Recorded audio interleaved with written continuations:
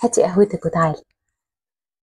تعرفي إن ساعات الحل بيبقى إنك ما تقاوميش، سيبي نفسك.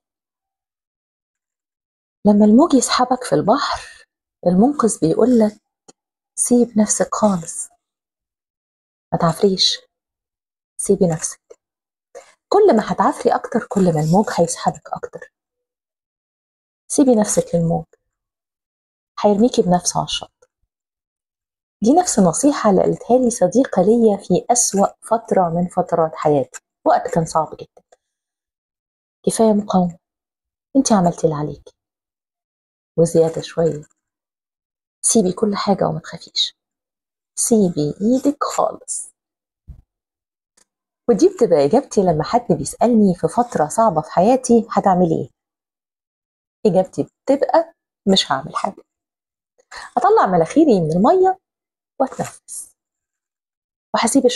وهسيب الموج يرميني على الشط.